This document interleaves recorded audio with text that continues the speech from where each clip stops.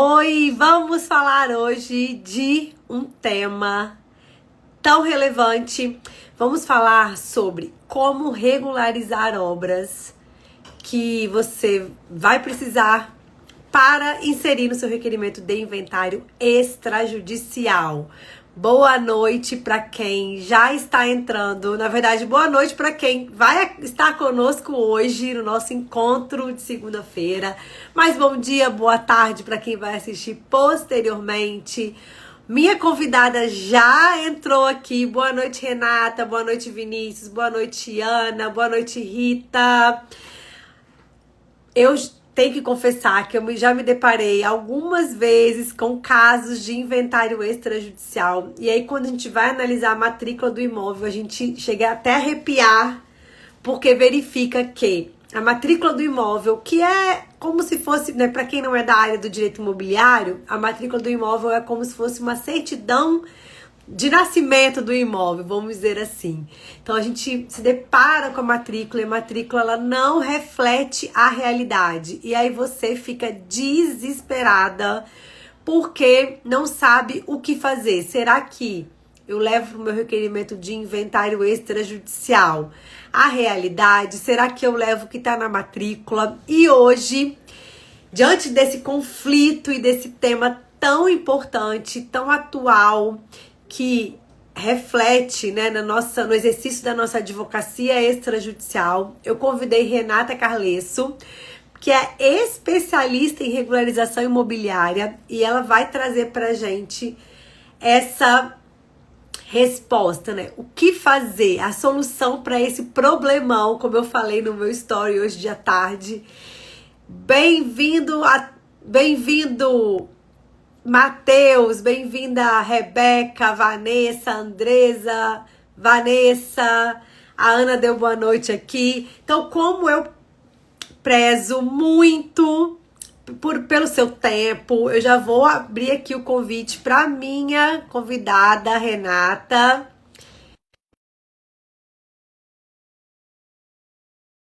Adorando ver vários nossos alunos do IEP aqui com a gente.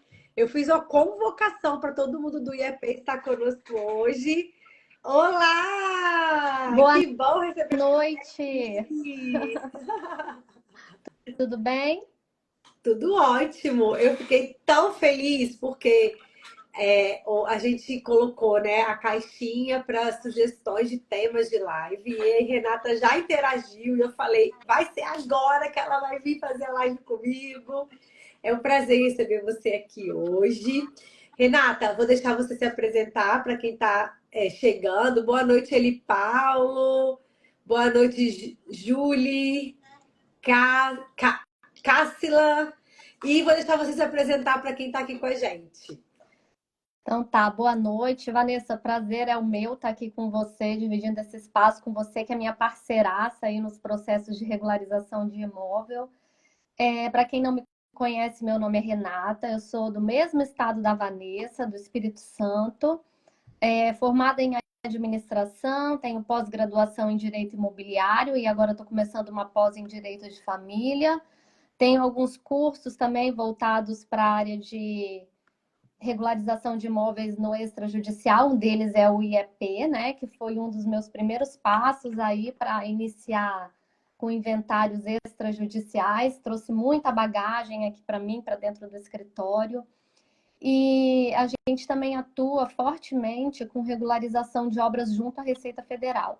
A gente sabe que isso é uma dor hoje, não só das pessoas que constroem, que estão ali no ramo da construção civil, mas que também dá um susto ali nos herdeiros quando eles precisam fazer um inventário que se deparam com essa irregularidade.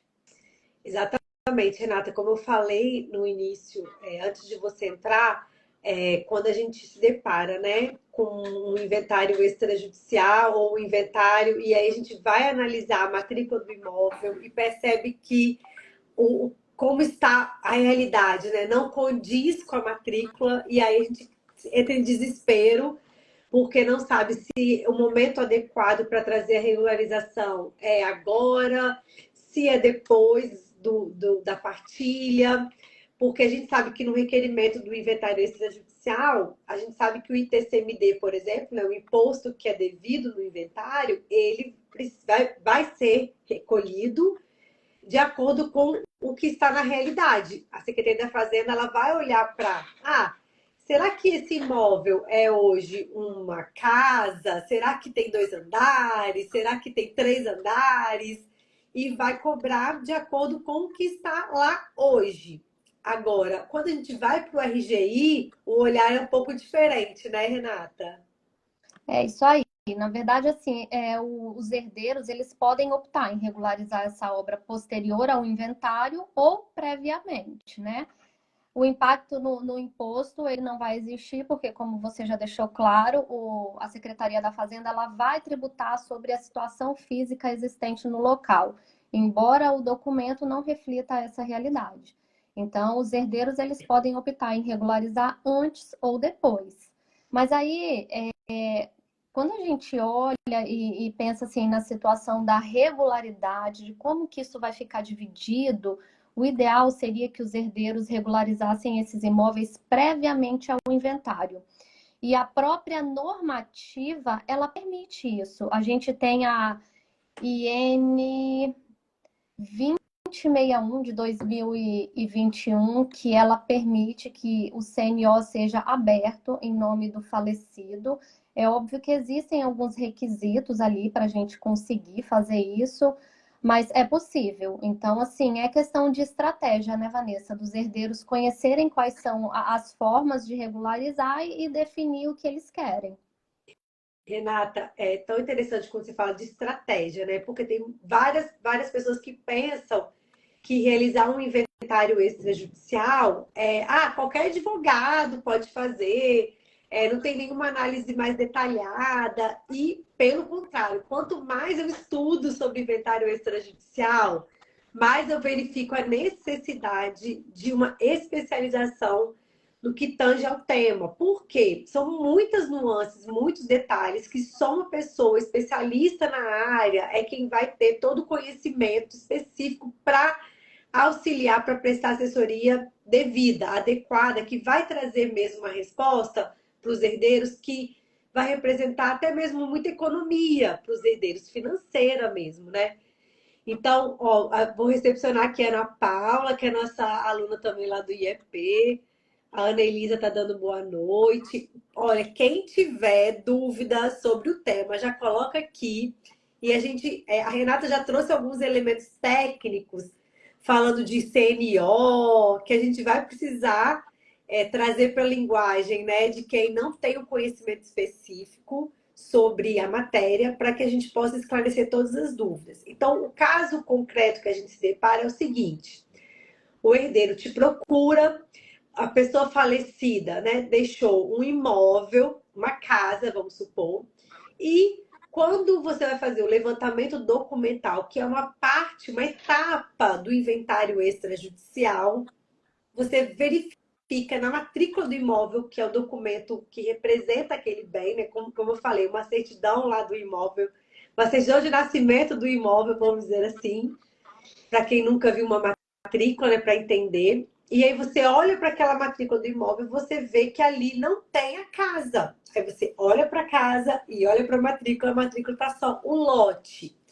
Você, como advogada, tem que passar para os herdeiros que essa inconsistência documental, realidade documento, vai precisar ser resolvida. E isso, como a Renata falou, o ideal é que seja resolvido antes da partilha, que é feita no final do inventário extrajudicial, que é a partilha, divisão dos bens. E aí, o grande motivo, Renata, para que isso aconteça, né, que os herdeiros regularizem antes, é que eles vão receber aquele bem e já vão poder usufruir, não é isso? Exatamente. Existem duas situações que a gente se depara muito no dia a dia, né? Dessa inconsistência entre a situação fática do imóvel e o que tem no documento. Uma são aquelas matrículas que só constam terreno, né? A gente sabe que sobre aquele terreno já existe uma casa, os pais construíram uma casa lá atrás no passado, mas não deram publicidade. Travou aqui, Vanessa, vocês estão me ouvindo? Oi, tô ouvindo. Travou aqui. Peraí, deixa eu botar no quadro.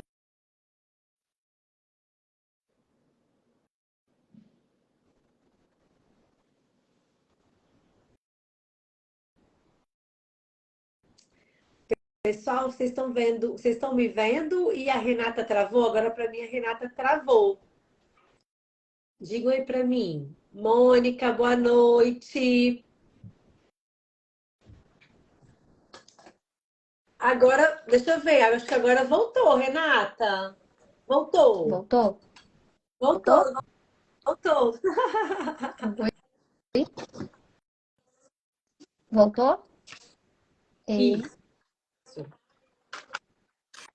então vamos lá. Eu estava falando daquelas matrículas que constam só o terreno, e isso. existem também aqueles casos onde na matrícula existe uma verbação, mas essa construção que está lá no documento, ela não condiz com a realidade, talvez porque em algum momento, ou uma ampliação. Então, assim, as duas situações, elas precisam passar por um processo de regularização. O que os herdeiros, eles precisam olhar primeiro? Olha, se não tem, e é uma obra antiga, que possui mais de 5 anos, não precisa se preocupar com o custo do INSS, porque essa obra ela já é considerada decadente. Que a gente sabe que o INSS de obra é um... Todo mundo se assusta. Tá travando aqui para mim, Não, Vanessa. mas eu te entendi perfeitamente. Você colocou a seguinte consideração. A gente precisa verificar quando que foi feita essa obra. Se essa obra foi feita há mais de 5 anos, a gente pode considerar essa obra como uma obra decadente, por causa justamente do prazo, certo? Isso aí. Ela é decadente, então não vai tributar o INSS, mas não dispensa a declaração. Perfeito. Então, acho que é importante a gente verificar o seguinte: se existe uma divergência do que está na realidade, né, fática, e a documental, haverá necessidade de realizar uma regularização. E aí a Renata trouxe para gente que se a obra foi feita há mais de 5 anos, existe um prazo decadencial e a gente vai considerar essa obra como uma obra decadente, não vai precisar passar pelo procedimento do INSS, mas vai ser necessário sim fazer uma declaração do que aconteceu naquele imóvel, né? Renata, o pessoal tá falando que você tá travando. Será que você quer sair e entrar de novo? Não sei. O que você acha? Agora eu acho que voltou. Vê. Você tá no Wi-Fi ou no 4G? E Apesar de agora, aqui agora, no nosso agora estado, nosso voltou. código de normas, ele não... Vocês estão me ouvindo? Acho que agora foi. Ó, o Américo aqui, o Américo comentou, que bom que você tá aqui, Américo. Eu Ele tirei o traz aqui Wi-Fi, coloquei no um caso 4G. real. Caso real em Fortaleza, casa antiga, dimensões do terreno em palmos, gente, em palmos, olha isso, hein? O valor da edificação é desprezível, mas talvez o Estado vai considerar o valor da casa para a casa para o ITCMD. Com certeza, né, Américo? Só que aí, Américo, a gente tem toda uma possibilidade, né, de você argumentar com a Cefaz e trazer o valor de mercado, né? Trazer avaliações e se vier um valor que não representa a realidade daquele imóvel, você pode impugnar. Ó, a Vanessa fez uma pergunta muito interessante. Renata, como comprovar o tempo de construção para a gente verificar essa obra decadente? Tá, vamos lá então. Existe um documento oficial para a Receita Federal, que são aqueles documentos emitidos pelo município, pela prefeitura. Então, muitas pessoas, elas constroem, mas não solicitam o habite-se no término da obra. Então, o ABITS, ele é o documento oficial expedido pela prefeitura que é aceito pela Receita Federal. Mas, além do ABITS, a IN 2021 de 2021, ela também traz um rol de documentos dizendo que na ausência desse documento emitido pela prefeitura, você pode comprovar com mais 3 documentos. E aí tem uma lista gigante lá, tá, Vanessa, que você consegue comprovar o término da obra. Por isso que a gente sempre fala, terminou de construir, gente, pede o ABITS, porque é muito cultural as pessoas pedirem o alvará para poder liberar a construção e não serem autuados ali durante o período que estão construindo, mas quando termina a obra eles não pedem o ABITS. Então, vamos supor, se a pessoa pediu a BITS, e o ABITS tem mais de 5 anos, ela não vai ter qualquer dificuldade no que tange ao INSS, mas vai ter que fazer a regularização perante o cartório de registro de imóveis, certo? Isso aí, como eu estava falando, acho que travou. Aqui no nosso estado, no Espírito Santo, eles dispensam a CND da Receita Federal para fazer a verbação de obra na matrícula.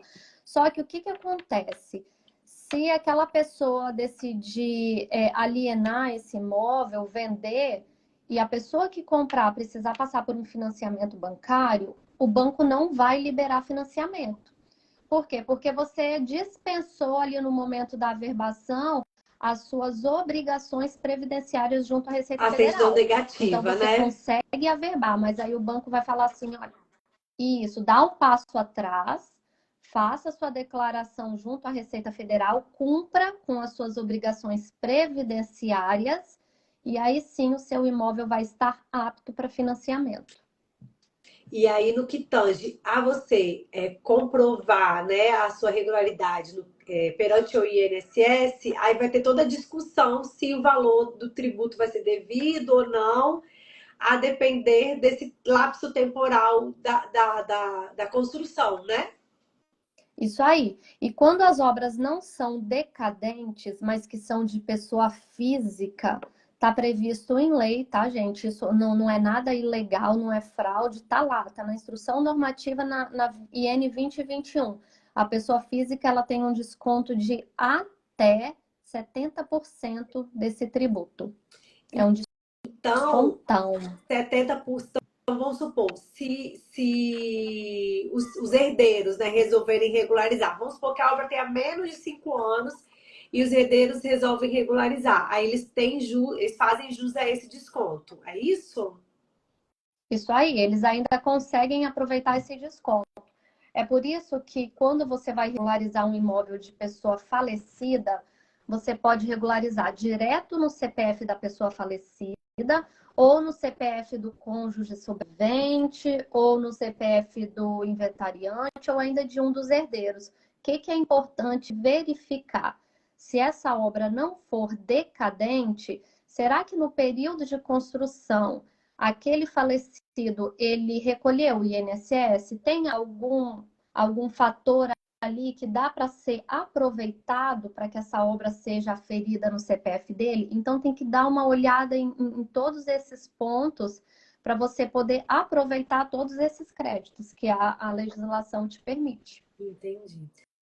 Renata, eu queria que você trouxesse uma pitada da sua prática nessa nossa conversa aqui e contasse pra gente algum caso interessante que você se deparou no que tange a essa regularização né, feita pelos herdeiros. A gente está trazendo aqui elementos importantíssimos que você tem que considerar trabalhando com o inventário extrajudicial, quando você se depara com essa diferença, né, entre o real e o documental, a gente sempre alerta que a decisão final de regularizar antes do requerimento, né, antes da partilha ou posterior, é dos herdeiros. Os herdeiros, eles têm o poder de decidir se eles vão preferir regularizar antes ou depois, mas você que vai estar prestando assessoria, vai indicar os benefícios, né, o bônus e o ônus de regularizar antes ou depois. É sempre ressaltando que o ITCMD, que é o imposto aqui no estado, 4%, vai incidir sobre o real, não sobre o que está na matrícula, né? Se tem essa diferença. Então, o imposto eles já vão pagar sobre como o imóvel está de fato.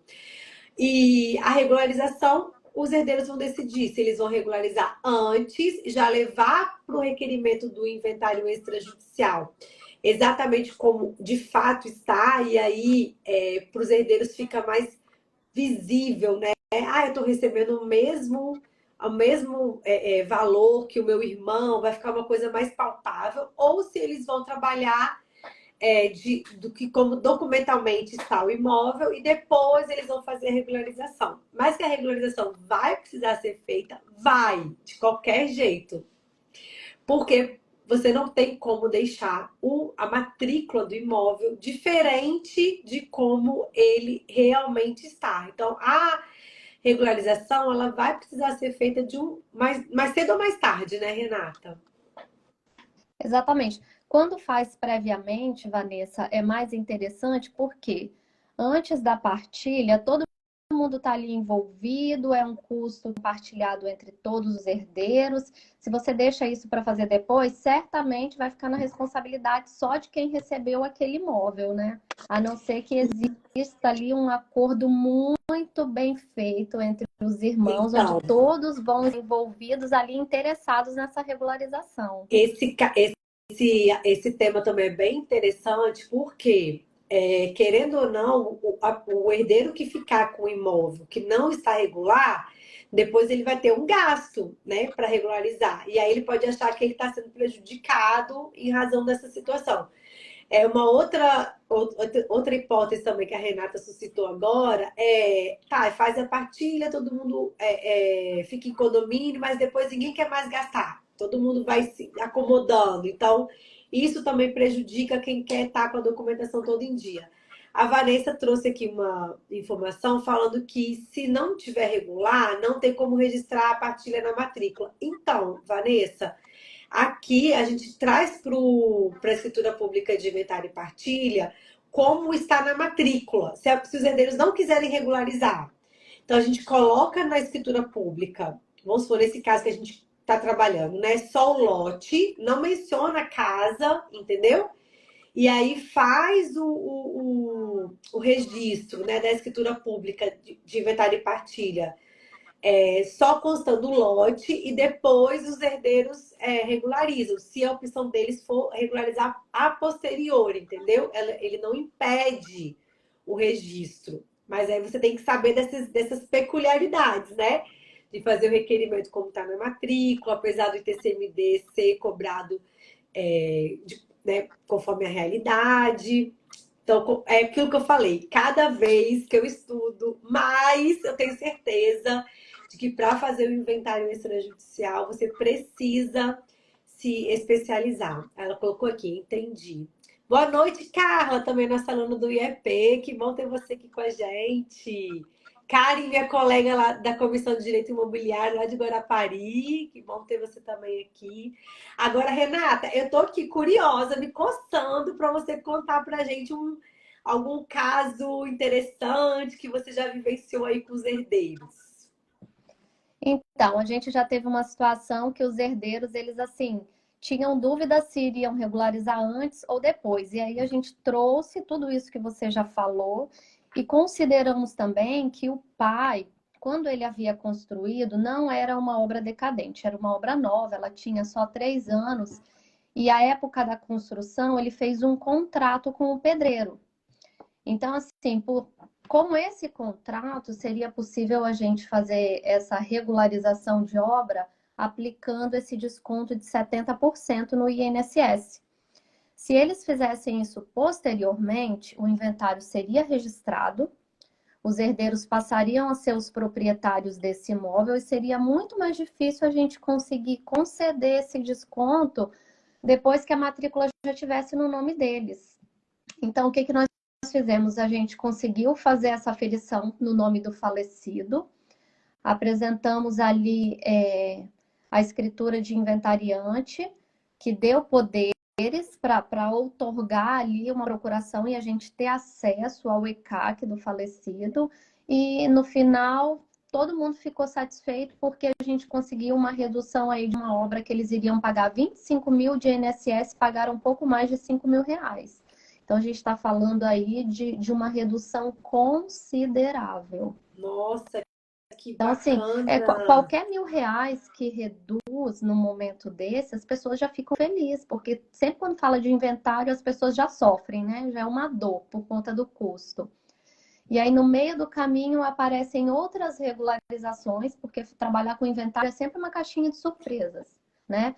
A gente está falando aqui de regularização de obra, mas sempre aparecem outras coisas. Às vezes é uma retificação de registro, às vezes são cadastros do imóvel que estão irregulares. Então, assim, sempre aparece alguma coisa. Então, se a gente conseguir trazer uma redução nesse custo para os clientes, todo mundo vai ficar feliz e satisfeito. Então, a gente tem que sempre trabalhar nesse viés, né? De tentar, assim, onerar o menos possível para o cliente.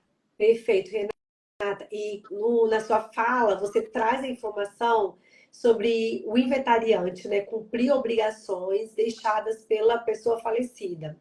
E aí, lá dentro do IEP, a gente trabalha bastante sobre esse tema e a gente traz para dentro do bônus arsenal de minutas o requerimento que você precisa fazer para a lavratura de uma escritura pública de nomeação de inventariante complexa, que é aquele requerimento que vai trazer poderes para o inventariante, além de cumprir obrigações deixadas pela pessoa falecida, também a possibilidade de utilização de valores deixados pela pessoa falecida para pagamento do ITCMD e de emolumentos cartorários.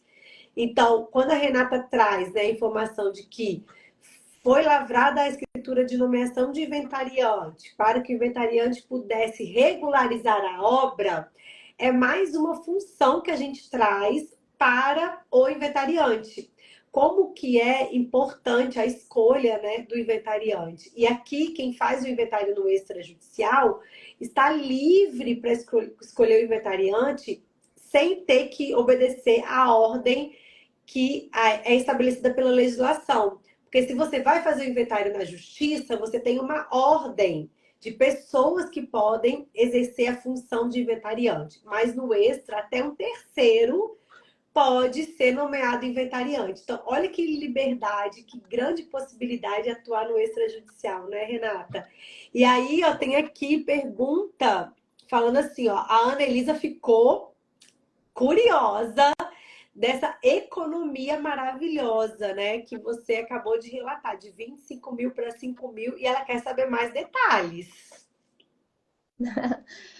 Vamos lá, essa redução dá sempre muita conversa, né? Porque todo mundo gosta. O que que acontece, Anelisa? A IN 2021 da Receita Federal, ela fala que obras de pessoa física a gente consegue conceder até 70% de desconto. É o famoso fator de ajuste. Não sei se vocês já falaram. Então, assim, por isso que a gente sempre fala, quando você constrói como pessoa física, é muito mais barato do que uma pessoa jurídica construindo, porque a pessoa jurídica, ela precisa ter uma mão de obra de carteira. Então, os custos para você ter um funcionário de carteira assinada é muito alto. Mas a pessoa física, ela acaba sendo favorecida nesse ponto. Você não precisa ter um funcionário de carteira assinada na sua obra e existe a possibilidade de você recolher os 20% do patronal e reduzir esse custo do INSS, porque a Receita Federal, ela só quer isso. Ela só quer os 20% do patronal. Então, a gente consegue fazer uma simulação por dentro do ECAC e saber qual seria o valor devido desses 20%, e assim a gente consegue aplicar essa redução. É uma redução simples de fazer? Não, não é. Você tem que ter conhecimento. Até porque quando a gente declara uma obra para a Receita Federal, a gente está fazendo uma confissão de dívida. Então, eu estou declarando para a Receita Federal que eu tenho uma dívida com ela. E aí, para isso, eu preciso saber declarar. Se a minha obra for decadente, além de ser autodeclaratório, eu preciso demonstrar através de documentos comprobatórios, porque no prazo de 5 anos a Receita Federal pode me questionar.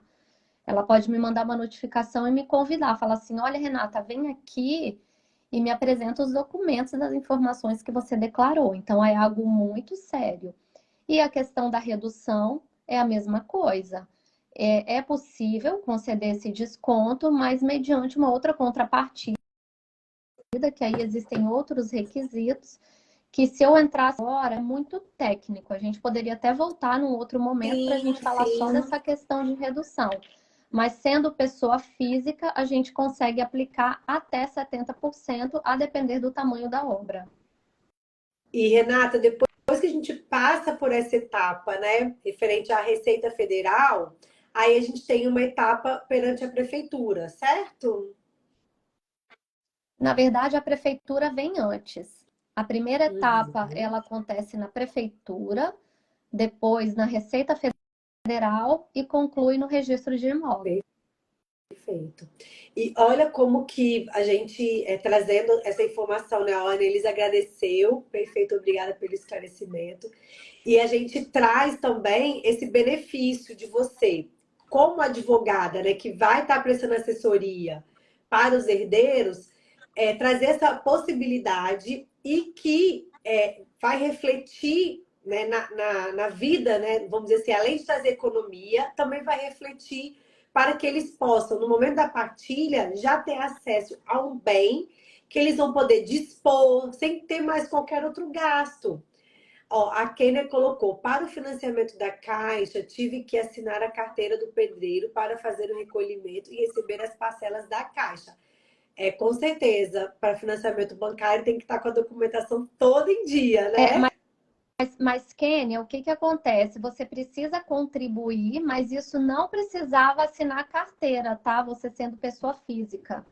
Às vezes, a gente acaba fazendo o que o banco exige, mas nem sempre o banco ele tem toda a informação. Então, assim, nesse caso, se você construiu como pessoa física, não teria necessidade de assinar carteira. Você esse patronal de outra forma e assim as partes debitando de acordo com o seu cronograma de financiamento.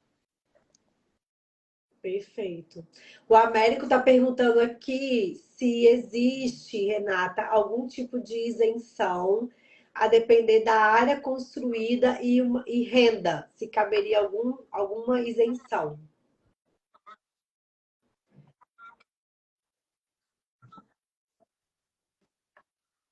Na verdade, existem alguns tipos de construção que elas são isentas de 70 metros.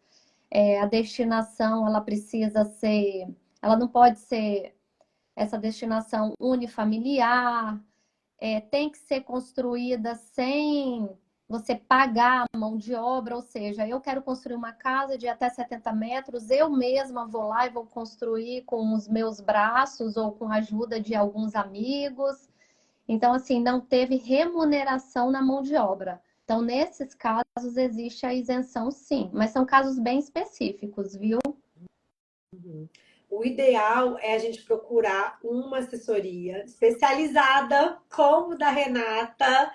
E, Renata, eu queria que você falasse da Master e convidasse o pessoal para seguir tanto o seu perfil e o perfil da Master também, né?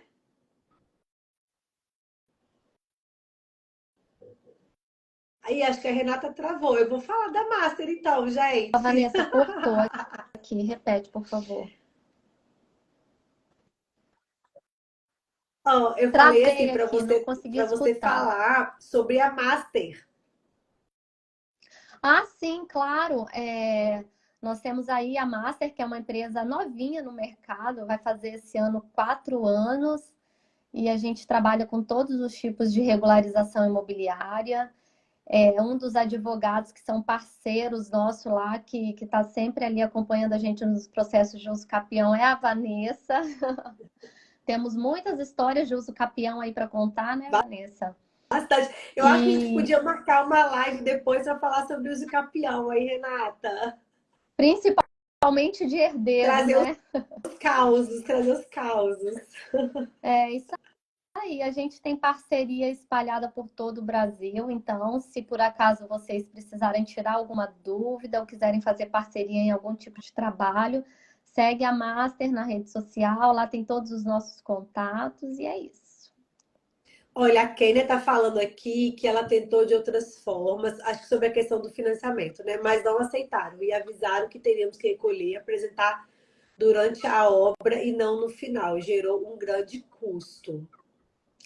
Ô, Kênia, me chama Kênia, depois no particular que eu te ajudo com isso, tá? Mas perfeito. se já assinou carteira, agora não tem jeito, tem final.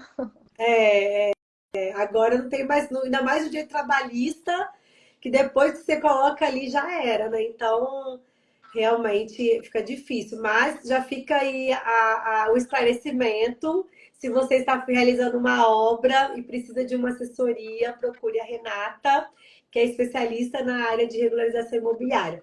O doutor Luiz Fernandes falou que gostou do tema e a Kênia já falou que seria ótimo a gente marcar uma live para falar de uso capião.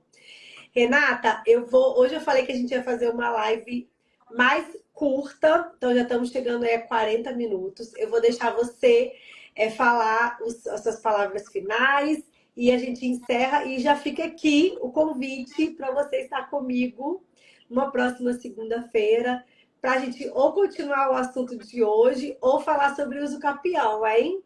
Ó, a Anelisa Ah, colocou, eu também gostaria acho. do tema de uso capião de herdeiro. Para mim foi um prazer tá aqui com vocês. Muito obrigada, Vanessa, pelo seu convite. Eu tenho uma admiração enorme por você e pela Nelisa. Vamos seguir juntas aí por mais um ano ali no IEP. Eu falo que ali também é igual uma caverna do dragão, né? A gente entra e não quer sair mais. É verdade, é E todo, apaixonante a nossa comunidade, né? é uma conexão gigante, e o que a gente aprende ali é impressionante, é um ajudando o outro. E me coloco à disposição, tá, para ajudar. Se alguém quiser tirar alguma dúvida depois no particular, é só me chamar no direct ou mandar ali para a Vanessa, que a Vanessa também me direciona. E é isso. Obrigado por todos que vieram, que prestigiaram. E é isso. Já vai E aceitar o já meu aceito o convite? convite da próxima Ah, live. ótimo, Renata. Quero te agradecer pelas palavras de carinho. Ter você no IEP pra gente é um privilégio. Você realmente é muito dedicada e cada parceria que a gente faz, né, para uma regularização imobiliária, a gente vê os sonhos das pessoas se concretizando, recebendo a documentação do imóvel, é realmente muito gratificante. Que bom que você aceitou estar comigo hoje, já aceitou estar aqui comigo numa próxima segunda-feira. Agradecer também a todos e todas que estiveram aqui com a gente. Foi muito maravilhoso o nosso encontro, como sempre é, toda segunda-feira. Então, até a próxima. Beijos! Tchau, tchau.